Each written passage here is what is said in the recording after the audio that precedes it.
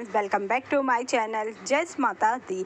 बहुत से लोगों को नहीं पता होता है कि नवरात्रि की पूजा के समापन के बाद कलश में रखे नारियल का और उसके जल का और अखंड ज्योति का क्या करना चाहिए। आज हम इसी के बारे में आपको बताने वाले हैं। गलत तरीके से गलत काम करने पे माता बहुत रुष्ट हो जाती है, इसलिए आप गलत तरीका बिल्कुल ना अपनाएं। इन दिनों नवरात्रि की धूम है। देवी के 9 रूपों की पूजा की जाती है। पूजा के दौरान अखंड ज्योति प्रज्वलित की जाती है और इसके साथ ही चौकी पर कलश स्थापना किया जाता है जिसमें नारियल रखा जाता है। हालांकि बहुत से लोगों को नहीं पता होता है कि नवरात्रि के समापन के बाद नारियल का क्या किया जाए। ज्योतिष की माने तो कलश की स्थापना करना जितना जरूरी है उतना ही जरूरी इसे श्रद्धापूर्वक हटाना भी। यदि आप गलत तरीके से नारियल को हटाते हैं या उसका गलत उपयोग करते हैं तो आपको नवरात्रि का पूजा फल नहीं मिलेगा। चलिए जानते हैं कि क्या करना चाहिए और क्या नहीं।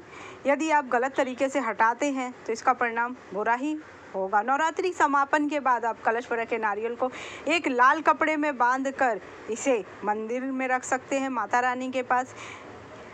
असल में पूरे 9 दिनों पूजा में स्थापित होने वाले नारियल बहुत पवित्र माना जाता है। कहते हैं कि इसे विशेष रूप से देवी का आशीर्वाद होता है। ऐसे में जब आप माता रानी के सम्मुख रखते हैं तो माँ दुर्गा बहुत प्रसन्न होती है। नवरात्रि का समापन हो जाने के बाद आप कलश में रखे नारियल को प्रसाद के रूप में ग्रहण कर सकते हैं। दरअसल इसे लेकर कई लोगों की राय अलग है। कुछ लोग इसे प्रसाद स्वरूप खाते हैं तो वहीं कुछ लोग का कहना होता है कि लेकिन मान्यताओं के अनुसार पूजा के बाद नारियल को प्रसाद रूप देवी का भोग लगाकर ग्रहण करना शुभ माना जाता है। आप कन्या भोजन में इस नारियल को प्रसाद रूप में छोटी छोटी कंजकों को दे सकते हैं और इसके बाद ग्रहण कर सकते हैं। हवन हो या पूजा की सामग्री, धार्मिक मान्यताओं के अनुसार उन्हें जल में प्रवाह करना बहुत शुभ माना जाता है। उसी तरह आप कलश में रखे नारियल को भी पूजा के बाद साफ जल में प्रवाहित कर सकते हैं। आप नारियल को रख भी सकते हैं तो कलश में रखी बाकी चीज़ें जैसे अक्षत, पुष्प, आम के पत्ते आदि को जल में प्रवाह कर सकते। ऐसा करने से पूजा का संपूर्ण फल प्राप्त होता है। हो सके तो लाल कपड़े में बांधकर, जहां व्यापार आपका नहीं चलता हो वहां पे आप इसे लटका सकते हैं या तो घर के मुख्य द्वार पर भी आप इसे बांध सकते हैं। बाद कलश को पूजा स्थान से हटा देना चाहिए, उसका विसर्जन कर देना चाहिए, लेकिन विसर्जन हमेशा शुभ मुहूर्त पर ही करना चाहिए। नवरात्रि में रखे जाने वाले कलश के ऊपर नारियल को फोड़कर प्रसाद रूप में बांट लेना आपके लिए बहुत ज़रूरी है।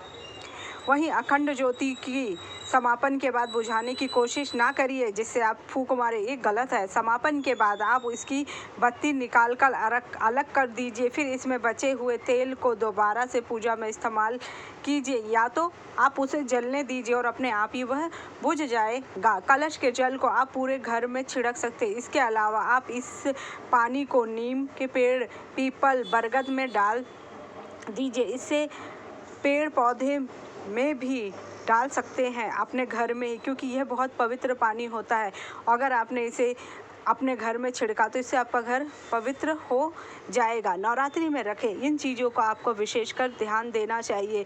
माता रानी की मूर्ति जहाँ से आपने उठाई थी प्रतिमा वहीं पे रख दीजिए। जैसे जैसे आपने पूजा की थी उनकी चुनरी, उनके सारे श्रृंगार के सामान आप यूज़ कर सकते हैं या किसी ब्राह्मण को भी दान कर सकते हैं।